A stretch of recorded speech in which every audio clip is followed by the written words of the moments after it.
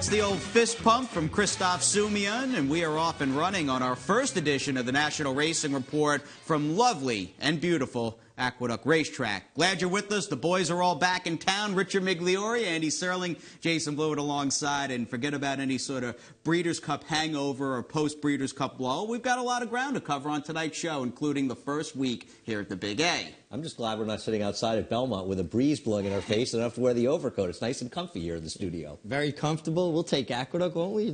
And the studio's nice, even though we had a little visitor earlier. Bird was flying around, but we're good now. Yeah, the cameraman took care of the bird. Thank you very much, John Mazzi, a professional through and through. Now let's get to the action. First up, Saturday's Long Island Handicap. The last graded stakes on the turf for fillies and mares on this circuit for 2015. We'll pick it up with a lap to go and the gray Goldie S. Pony doing her thing on the front end. Just as comfortable as a horse can get on the lead. Look at the rhythm she's in. She's just so fluid. And to me, Andy, it's the third fraction that tells the tale here, because a lot of times when they go slow that first half, the race will start to heat up somewhere in the middle. When they went 3/4 in 17, school was out. No, they never speeded it up, and she was able to control the pace, and the turf is just firm enough for her to be able to handle it, and she got back to that good form she had earlier in the year on much stronger or firmer turf courses.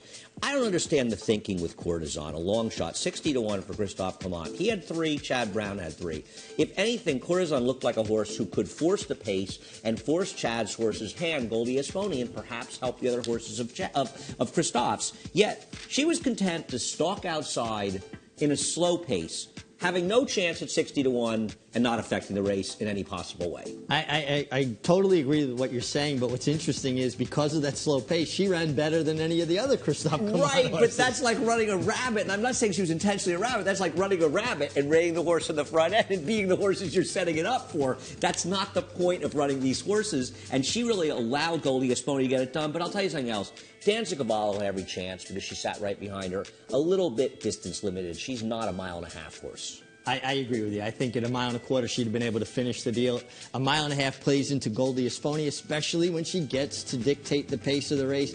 And what I like, Jason, is the way Kendrick Carmouche built her into that. He didn't go from holding her up to a full-out drive. He started letting her start to march about the 3/8 pole and picked it up from there. And very smooth hands with Kendrick. He can really get a horse to shut off in the palm of his hand. And this has been a real solid affiliation, Kendrick Carmouche and Chad Brown. I think a team that began maybe a couple of years ago when Chad would ship a horse down to Parks, and they batted at a very high percentage down at Philadelphia. And you would think going forward, Kendrick has every right, as long as he stays healthy, and we hope that's the case, to be a leading rider here at Aqueduct this coming winter. And Chad Brown, of course, leaves a pretty big string in New York. And Kendrick Carmouche has ridden sensationally in every race but one race, the time I needed him for a score. We'll look at that race a little later. I think got a chance to dance as a horse worth talking about, the horse who finished third. And there's Chad, who's obviously dominated these turf races, but got a chance to dance. A horse for Todd Pletcher has dramatically improved. And we talked about it, Jay. Yeah. This is a horse that just got much better with distance, but Todd and his crew have done a great job with this horse as well. Right, owned in part and bred in part by his mom, Joan Pletcher, and they've got a good one in the family by English Channel. Well, she had no pace whatsoever to close into. It's a reasonable argument that if they'd been going faster up front, she would have won the race. Yeah, well, she was the only horse to do any real running or close into that. I shouldn't say do any real running, because a lot of horses were running.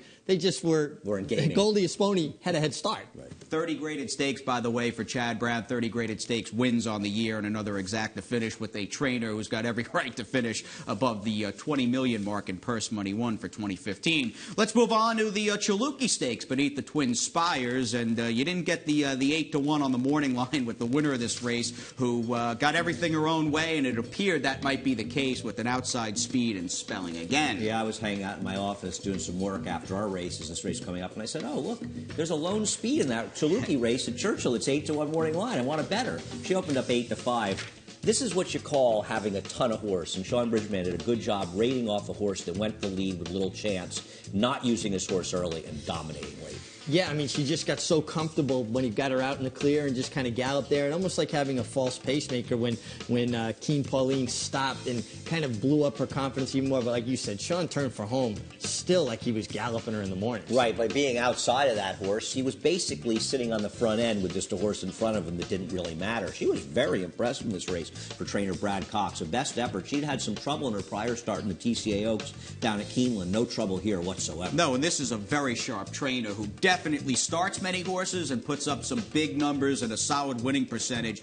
out in the Midwest. They picked up this 4-year-old filly. She's by Awesome again out of a Alphabet Soup mare for $40,000 Memorial Day weekend out at Santa Anita, and now she's a Grade 2 winner and certainly has quite a bit of residual value as a broodmare going forward. The disappointment here was Burn the Wire, who finished 5th. First start since the Kentucky Oaks for Dale Romans. She really didn't run that well, and she had enough pace because the horse in front was another Romans horse where she could have made a little bit of a run. Not that she's going to beat the winner, but she's good enough that she'll probably do better down the road, whether we see her in the Falls City along with some others here or at Gulfstream, Richie. So that's always problematic to me, and you guys probably have a better handle on this kind of thing.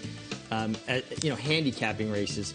Did she just need to knock ring rust off, or is she maybe just not as good? She's a little dressed up. Listen, she was running against the 3-year-old fillies, and we know that overall they're not that strong a group. And also when she had her biggest, well, she had a win in the Gulfstream Oaks, but she had another one, I think the Forward Gal, was a complete pace meltdown, a race that you and I remember talking about with you, Richie, last year. She's okay. We'll see how she does stretching out. But ultimately, it's 7-5 off a layup. She's the kind of horse you're supposed to let beat you. Just don't want Dale Romans at a short price like that either. The guy wins and clearly has an Eclipse Award on his mantle at home because he's pulled off some major upsets. You can't help but think of Keen Ice over American Pharaoh and the Travers, but not the kind of barn that I want to take a tick above even money in a major stake. That's saying something because there's very few horses you don't want to take at even money. You got that right. I'm the chalk-eating weasel out of the 3, and we're making a little trip down to Calder, Gulfstream Park West, and a few million up for grabs.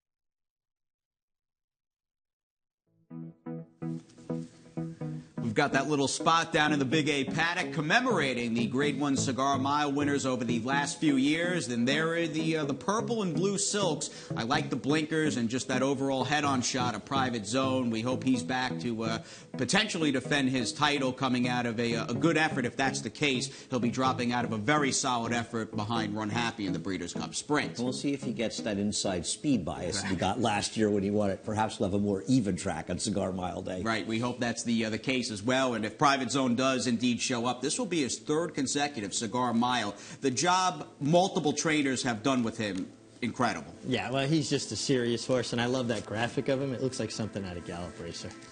Yeah, no kidding, with the silks and the pattern. Let's move on, though, and the blinkers as well. But let's get down to the action at Calder and Gulfstream Park West with the Millions Classic preview. And Saraguaro getting it done with Eddie Castro. This is a horse that has dramatically improved recently, a 3-year-old who didn't really show that much ability, though, put in a couple of Florida-bred stake races, a 2-year-old. And he just blossomed. His last effort was against, I believe, 3-year-olds in the Foolish Pleasure, one of those stallion stake races down there, Richie. And he's really put it together. 2 straight reasonable performances. I think he paired up 90 buyers.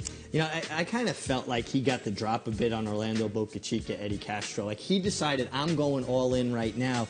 And Noisette Beach with Boca Chica couldn't quite match strides with him because he came with so much momentum. And then he kind of got running again. And I wonder if that wasn't the key moment for victory there, just making that aggressive move. You know, I hear you, Richie, but in some ways, I wonder if he got a little bit late in the race because he made that kind of move, you know? Yeah. I feel like he rode the best horse here. I'm not, you know, I was thinking about that myself. I'm not sure. Was he making the decisive move that made him win the race, or was he going to win anyway? I just wonder if he had ease to him and they picked it up together, would he bottom out a little bit anyway and allow that horse? I don't know. I just looked to me he like won. he caught I him. Can't knock it. No, but it just looked to me like maybe he caught him a little bit by surprise. Maybe he did catch a little by surprise. I actually thought Noisette Beach was going to come back on and beat him when you watched it the first time. And I think the announcer was kind of afraid that would happen too, but it wasn't the case. Saraguaro managed to get it done, and we'll see how these horses do as they progress towards the Sunshine Millions. Yeah, you would think the Sunshine Millions Classic will be much tougher than the field that one took down in Saturday's Fit down at GP West. Eddie Castro, by the way, has really picked things up. I guess he's kind of gone full circle,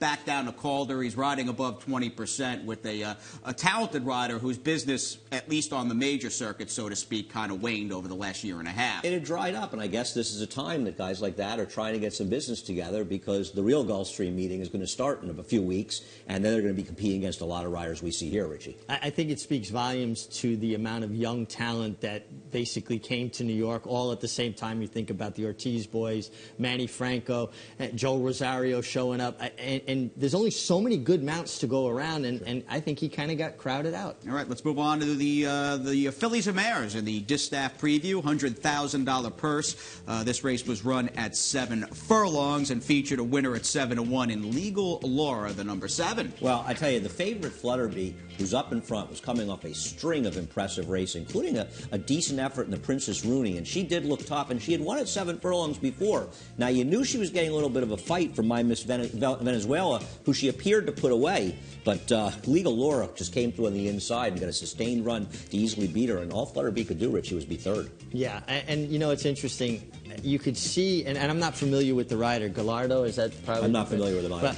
But you could see he was intent on going inside of the 8 Flutterby. Like, knowing she drifts? Maybe knowing she drifts. And that's, I like when I see a guy who's done his homework, knows the competition, because he was never, ever looking to angle out around them. He was always looking for the inside. That's an interesting point, and you're certainly right, because she drifted. Maybe he really did that of that intention.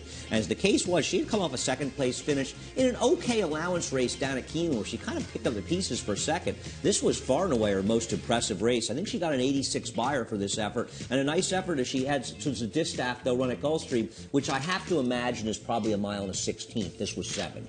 Yeah, and you wonder, will she be as effective stretching out? Will that kind of mute that late run? And Kathleen O'Connell has had a terrific year. She's had a terrific career. She's just a good trainer. I mean, we're not that familiar with her up here because she doesn't run that many horses in New York. But when you're down in Florida, and we've both spent plenty of time in Florida, then you're aware of Kathleen O'Connell. No, and look at the job she's done with Lady Shipman and came oh so close to a Breeders' Cup Turf Sprint win last week down at Keeneland as we transition from the girls in the Distaff Preview to the Millions Turf Sprint Preview. Run is race number 4. Here they come off the far turn, and I'll shoot it over to you guys. I'm glad you mentioned Lady Shipman. I don't know if that was an inadvertent segue, but the neat thing about this race is there were 7 boys and 2 girls in this race, and the girls ran 1-2, Richie. Yeah, pretty interesting. And Paco Lopez, he seems to be able to get horses to run fast early with minimal effort. He just kind of throws the reins at them, sits quiet. It's a little bit reminiscent of Patrick Valenzuela. Like, they kind of got almost a little bit of an orthodox look, a long hold, but they kind of run out from underneath them, and it seems like that's when he's most comfortable, allowing horses to kind of run on. I agree. He is definitely most comfortable in the front end. I am not thrilled with his riding overall. I thought he was a better rider, but in watching him ride in a lot of situations, I'm not thrilled with what I see. But on a horse who's got speed, I don't mind Paco Lopez at all. He's good. No, and it seems like they continually find with him. Now, if he could get over a little bit of that herd and stuff, because I think sometimes he takes something away from his horses, trying to meet horses. And the other thing, looking at this, the turf course looks a little bit rough, doesn't it? Yeah, that turf course at Calder can get rough, but they're only running on it for, these 2 months a year? But they're probably running an awful lot of races, and don't forget, the weather could be a little rough down there, too. No kidding. Very hot and humid. You can see the sweat. All these horses coming back and getting a little cooling from a cold bucket of water. And Paco Lopez, perhaps one of the key reasons he wins so many races at Gulfstream and Monmouth is the fact that he's just such a good speed rider. Let's move on to another turf race, the Millions Turf Preview. Favorites have not done well so far in the races we've looked at GP West, but old-time hockey would not be denied here at 2-2-5. No, 2-5 actually was reporting Star, of course, in yellow with the red cap. Actually, old-time hockey was 5th right now, is 4-1. He gets it done. Richie, I know the guy got himself trapped. You're not supposed to do that in 2-5 shots, get cute, and I hate trying to rally up the inside, especially the short-priced horse. He had room, Richie, but I think he hung down there. It looked like he hung, but I'm not so sure he wouldn't have hung regardless. He had a lot of room in there. He did. I just hate that move on the turf, especially at Calder. But that's what you're going to get with Paco Lopez, too, aren't you? I mean, he tends to ride into traffic quite a bit, and it looked like right here, sometimes I agree with you, like a horse will get in there and they'll hang because it's a bit tight. He really had a lot of room. Oh, he had a ton of room. I agree. he's supposed to get there from there. No, I hear you. I don't know. You know, I'm just watching this race and thinking, you know, just watching it when I'm watching it the first time, thinking, I didn't even know who won the race, and thinking, don't go in there, man. Every time you go in there, it just doesn't work out. And it does seem like Old Time Hockey got more momentum on the outside, but maybe would have hung anyway. He's certainly been keeping much better company, reporting star. His last loss down, I think at Gulfstream Park West, was to Lubosh. But in here, he couldn't get it done. The old pro did. Yeah, beaten only 2 lengths, by the way, reporting star in his last turf race. That was against Mondialiste and Lee in the Woodbine Mile. No, he ran against better horses. He should have been a heavy favorite. Whatever the case, he didn't get it done. Meanwhile, it was a great horse race. 4 noses up and down on the wire. A dead heat for second. A race that was a lot of fun. And old-time hockey, well, we like old-time. We do like old-time hockey, especially with the original 6 in the NHL, as we do have a winning favorite in this race.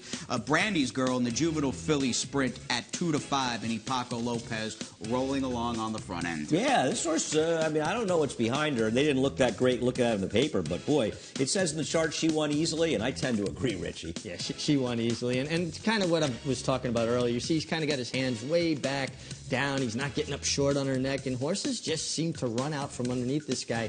When he's on the lead, he's usually pretty tough.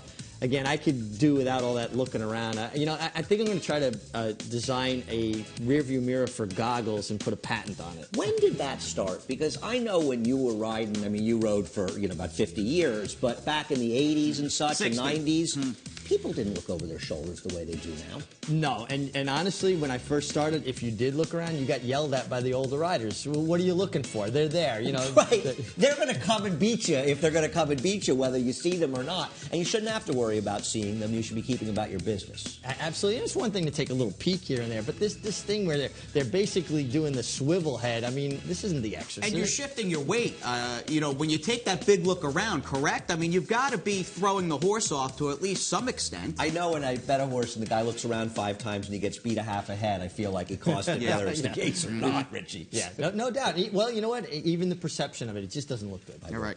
We'll stay with the 2-year-olds. We'll bring on the boys, and a 7-1 winner. That seemed to be a fairly popular winning mutual odd Saturday down at Calder. 1780 on Little Nick V for trainer Carlos Vacareza. Yeah, Ian Smith, who was the second choice, actually. Your horse, Jason, Light the Night, 2 maidens. Maidens ran 1-2 in this race. Light the Night was the favorite in here. A horse with some pedigree. He drifts out a little bit in those live oak silks, but he drifts out in the winter, and the winter just keeps on coming towards the outside and gets it done. But another bang-up finish in the turf, Richie. I mean, that was a pretty aggressive move there by Paco Lopez. Do you think if he had won the race over Little Nick V, there would have been maybe a beef? Well, there certainly would have been a beef. Whether or not he would have come down, I don't know. I mean, this is aggressive right here. Watch how he comes out over heels. I mean, he should have come down. Right? I mean, it was really aggressive, but the other horse kept coming resolute, so it takes it out of the steward's hands. And that's one of the things you also worry about with Paco. A lot of times, he does things that people have to take a look at. And the stewards are very rough with him down in Florida because of the way he rides. You saw this years ago with Ibar Koa. And I thought in a lot of cases they were unfair to Ibar. He was an aggressive rider, but there were some questionable DQs involving him. With Paco, I know there's always questions about DQs, but Paco's a guy because of his aggressive riding. They look at him. Well, that's it. He's already on their radar. You don't want to be on the steward's radar. And as much as Ibar Koa could ride the same way, he was more subtle than Paco. He would do things that I thought were just real crafty. No, I agree. I remember there was that one sort of disputed DQ involving Jerry Bailey years ago where I thought they really took it to Ibar where I don't think it was fair. In this case, you watch that one, and it looks like reckless riding. Yeah, just wheeling out. I mean, not being clear and nearly dropping that horse right off his flank. We're glad everybody stayed up. Everybody was okay. And a bit of old news coming your way, but the opening day races at Aqueduct last Wednesday were so good. We'll take a look back, including Mo Heyman on the show.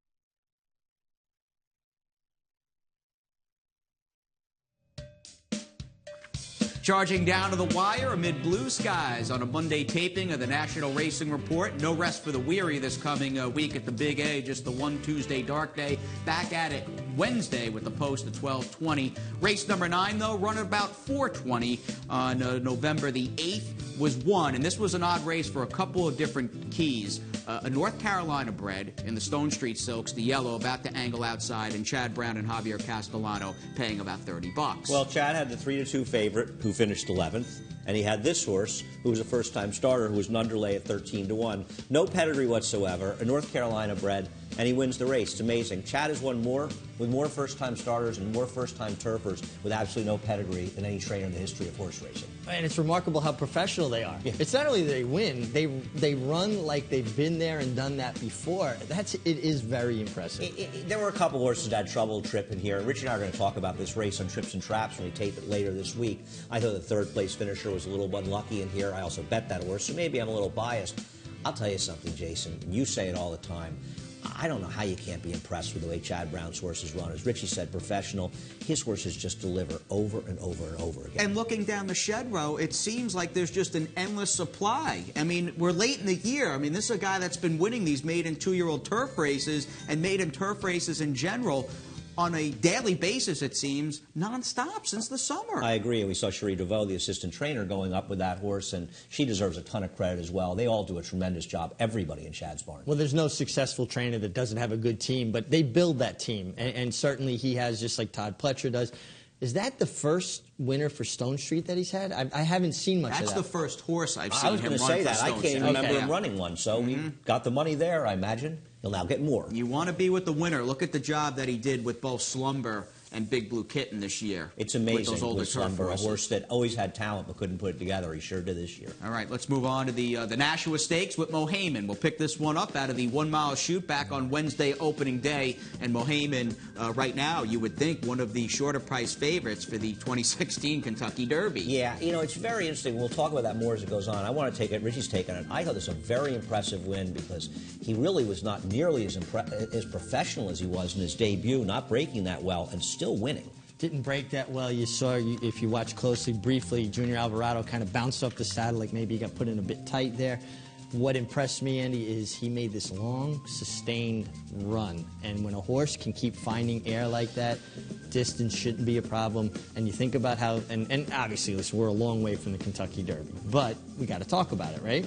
These are these are major contenders in this race. There's 3 of them in this race that could be in the Derby. How are the majority of Kentucky Derbies won? By a horse that can make 2 distinct runs, one into contention, idle, and finish again, or a long, sustained run. This horse seems to have that ability. And he also has enough speed that he can get himself out of trouble. Now, he may end up being more of a closer as time goes on, but, you know, he had to make that early move. And Chad Brown's horse, who was very impressive in his debut, Flexibility, who ended up running second, he very easily let him go by. And I had liked Chad's horse and was interested in the race with him. And I thought, you know what, Flexibility is going to catch him, and it looks like he's going to here. Mohaymen finds more, and even with Shug McGay's horse, Sail Ahoy, a talented horse who's progressing, he starts making that run, and Mohaymen just draws away the victory. He got the same 89 buyer as the Juvenile, the Breeders' Cup Juvenile got. In my opinion, we're seeing better 2-year-olds here than we may have seen that Breeders' Cup Juvenile. Well, we talked about this at length, about that one maiden race that Mohaymen, broke his maiden, came out of, how good we thought that race was. Well, I think this bears that out for sure.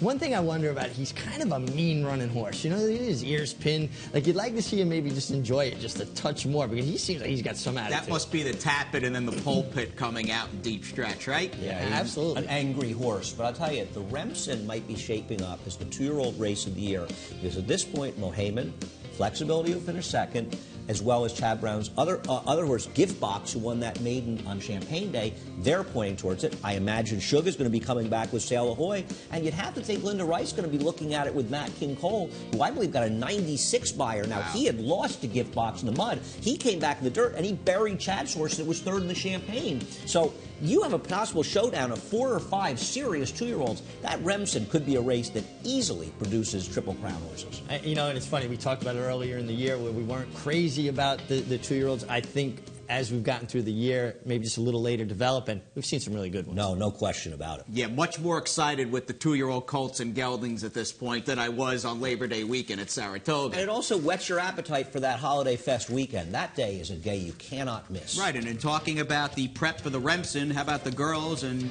who may be headed to the Demoiselle on that big Saturday Holiday Fest program, as Big World for Tony Dutrow stepped up and got the mile. There were heavy favored tappets in each race. One of them ran nowhere and the other one won. In this race, the biggest story might be Welcoming's non-finish in here, finishing 5th, but it was Tony Dutrow and Big World getting the money. Yeah, well, Tony Dutrow does such a good job, and I love this filly's progression, the way she stepped up about 1/8 of a mile each start to this mile event. What happened to Welcoming? No, she was awful. She never ran a step. Couldn't keep up. I mean, on E at the 3/8 paw, I mean, was under a complete full-out drive. And at one point before the wagering closed, she had dipped down to 1-2. She was a bit of an underlay at that point. I think I even tweeted about it, and I was surprised she went that short. She ended up 4-5. Listen, I liked her. She didn't run a step in here. Floridoro finished second, though, for Mary Alice Coffey. Had broken her maiden down at, I think, Gulfstream Park West or maybe at Gulfstream in a 2-turn race in her second start. She was coming out of a maiden race. I think it might have been the Big World maiden race or one of these races up at Saratoga. She ran okay to be second. She looks like she'll like more distance. Yeah. Well, it looked like at one point that she might actually get there, but Big World kind of was very resolute. It is the opposite, though, of the Colts, where you feel like there's a lot of room at the top of the Colts. There's a filly named Songbird out there who's better than the Colts, and she's certainly better than the girls. But all these other horses can run the Demoiselle and have their chance. Yeah, they won't have to run against the Songbird or Rachel's Valentina for a nice Grade 2 pot. I think the purse is $400,000 as well for the Demoiselle. Let's wrap it up, and might this be a Cigar Mile prep for Marking, who's gone a perfect 2 for 2, and a 3-year-old who's been worth the wait so far for Godolphin and Kieran McLaughlin. And this was an extraordinarily fast pace, and the two horses involved in the pace, they were 11 and 12 to 1. They weren't super long shots. They got beaten a lot in here, finishing 6th and 7th, but Marking tracked it easily, and Gallop got a 98 buyer. This horse can run, Richie. Oh, he can really run, and it's a perfect example. It's not how fast you're going, it's how you're going fast. He was cruising just off of that, very, very fast pace, and won as easily as you can. I mean, look at his ears. Like think about Heyman with his ears pinned back. This horse got his ears flicking back and forth. He's basically out there for a little stroll in the park. Now, you don't see Kieran and Godolphin ship out to California, but you've got the horse that finished 4th in the King's Bishop, Watershed that won at Keeneland. You've got Marking. They're both 3-year-olds. One of them has to be thinking about the Malibu, and maybe the other one is thinking about taking a shot in the Cigar Mile. Yeah, I think the Malibu would make more sense than the Cigar Mile. Third start to go against older, and I know that it would have to be tempting because this is a horse with a lot of ability, but Run Happy may be showing up in the Malibu too. Do you want to ship to run into that monster? I want to ship and run against that horse because I got a feeling that train's going to come derailed. Yeah, I do too, but it's a good horse, but I got a feeling that's about to go off the rails. Yeah, and that went from one of the best stories. That went from one of the best stories of the year to one of the worst stories at the drop of a hat. I'm glad I brought it up. Yeah, seriously, we had such a smooth, happy, good-feeling show. All right, we'll calm the Mig down. We'll calm you down as well, and we'll say goodbye. We'll see you next time here. Again, one dark day. We're back at it Wednesday with the first race post with Chad Brown and Kendra Carmouche at 12:20.